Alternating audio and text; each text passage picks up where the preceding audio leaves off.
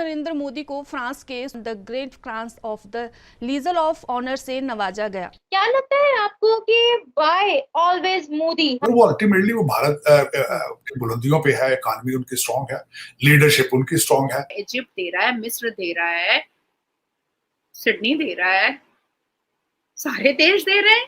Red carpet तो सारे देशों में लग रहा है। बहुत से एग्रीमेंट जो है वो अनाउंस होने जा रहे हैं कल, और इस वक्त फ्रांस और जो हिंदुस्तान है उनका जो दो तरफा तजारत है वो 10 से 12 बिलियन अमेरिकन डॉलर है, और इनकी कोशिश है कि अगले 5 सालों तक इसको 3 गुना किया जाए। हम देखते हैं कि जहां पर जा रहे हैं उनके लिए स्पेशल स्लोगन्स तैयार किए जा रहे हैं, हैवीएस्ट प्रोटोकॉल दिया जा रहा है। वहाँ पे जो पाकिस्तानी कम्युनिटी है वो इस विजिट को कैसे देख रही है, उनके क्या एहसास है? क्योंकि जाहिर है कि आप जानते हैं कि ओवरसीज पाकिस्तानी इस वक्त पाकिस्तान को किस तरीके से देख रहे हैं, और यहाँ पे यानी अगर दोनों कंट्रीज का जब हम कंपैरिजन करते हैं इंडिया और पाकिस्तान का, तो कोई कंपैरिजन है ही नहीं। एयरपोर्ट तक तो ये आउटसोर्स कर रहे हैं क्योंकि जी मैनेजमेंट ठीक नहीं है, और वो जो सेक्टर प्राइवेट सेक्टर है और वो बाहर की जो कंपनियां हैं, यूएई की एक कंपनी है जिसको ये दे रहे हैं। IMF प्रोग्राम कोई हलवा या खीर नहीं है, और पाकिस्तान बहुत जो सख्त शराइत हैं वो माना है। देखें, जो पाकिस्तानी कम्युनिटी हो गई या पाकिस्तानी हुकूमत, आप इसको ले लें तो उनको ये मालूम है कि फ्रांस हिंदुस्तान का बहुत करीबी दोस्त है। नमस्ते दोस्तों, जय हिंद। हिंदुस्तान स्पेशल में आपका स्वागत है दोस्तों। प्राइम मिनिस्टर नरेंद्र मोदी को फ्रांस ने देश के सर्वोच्च नागरिक और सैन्य सम्मान grand cross of the legion of honour से सम्मानित किया है। गुरुवार की शाम पेरिस के एलिसी पैलेस में एक निजी रात्रि भोज के दौरान राष्ट्रपति इमैनुअल मैक्रों ने प्राइम मिनिस्टर मोदी को यह पुरस्कार प्रदान किया। भारत के विदेश मंत्रालय ने कहा, फ्रांस की ओर से इस उच्च सम्मान के लिए धन्यवाद। विदेश मंत्रालय के प्रवक्ता अरिंदम बागची ने इस पुरस्कार को भारत फ्रांस साझेदारी की भावना का गर्मजोशी से भरा प्रतीक बताया। प्राइम मिनिस्टर मोदी फ्रांस की ओर से ये सम्मान पाने वाले पहले भारतीय प्रधानमंत्री हैं।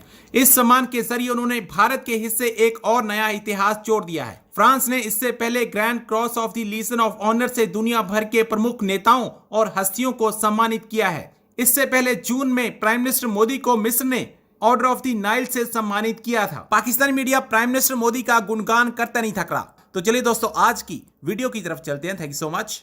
अच्छा, ये बताइए हिंदुस्तान के वहाँ पे जो पाकिस्तानी कम्युनिटी है वो इस विजिट को कैसे देख रही है, उनके क्या एहसास है? क्योंकि जाहिर है कि आप जानते हैं कि ओवरसीज पाकिस्तानी इस वक्त पाकिस्तान को किस तरीके से देख रहे हैं, और यहाँ पे यानी अगर दोनों कंट्रीज का जब हम कंपैरिजन करते हैं इंडिया और पाकिस्तान का, तो कोई कंपैरिजन है ही नहीं, वो तो हम वैसे ही करते रहते हैं। लेकिन बात ये है कि इस सिचुएशन में वहाँ के आपके साथ जो पाकिस्तानी कम्युनिटी वहाँ पे मौजूद है उनके क्या एहसास है?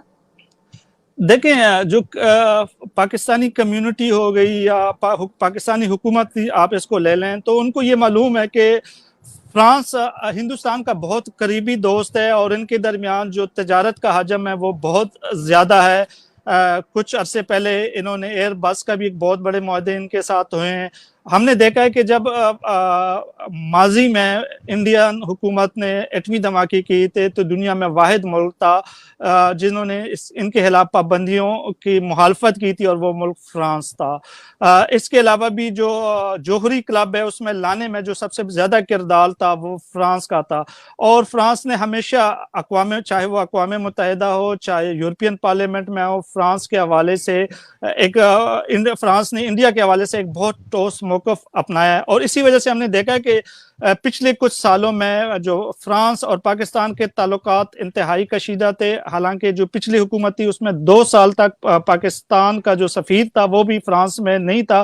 तो ये चीज़ें इंडिकेट कर रही थी कि पाकिस्तान की जो हुकूमत है वो फ्रांसीसी सरकार से या फ्रांसीसी हुकूमत से इस वजह से इंतहाई नाखुश है, और उनका ये कहना है कि जो फ्रांस एक बहुत बड़ा मुल्क है, ये इंसानी हुकूक के हवाले से बात करता है, लेकिन जब हम इंडिया और फ्रांस के ताल्लुकात को देखते हैं तो उसमें फिर वो हमें ये नज़र आता है कि जो फ्रांस है उसके लिए जो दिफाई शुबे हैं, जो मईशत है वो अहम है, इंसानी हुकूक अहम नहीं है, वो दूसरे नंबर पे। तो यही चीज़ें हमें पाकिस्तानी जो कम्युनिटी है वो भी इन चीज़ों से जाहिर बात है कि इतनी खुश दिखाई नहीं देती। हम देख रहे हैं कि जो दूरा कर रहे हैं, बड़ा प्रोटोकॉल मिल रहा है, बड़े अच्छे से वेलकम कर रहे हैं।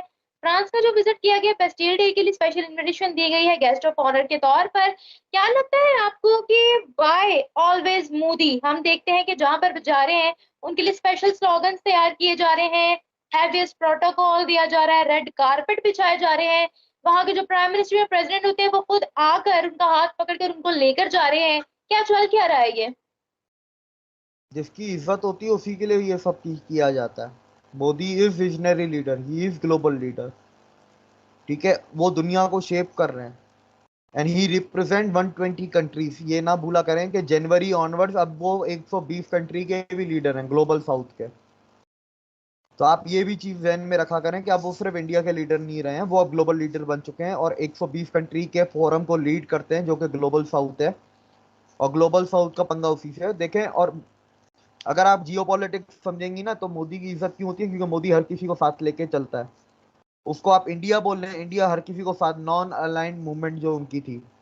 फ्रांस और अमेरिका की खास बनती नहीं है, मजबूरी में एक दूसरे के साथ है। फ्रांस और अमेरिका के अंदर बहुत बड़ी दुश्मनी है। बहुत बड़ी बात है जियोपॉलिटिक्स में कि मोदी ने 2 हफ्ते पहले अमेरिका का दौरा किया, 2 हफ्ते बाद वो फ्रांस में बैठे हुए हैं। अमेरिका में भी डिफेंस डील कर रहे हैं और फ्रांस में भी डिफेंस डील कर रहे हैं।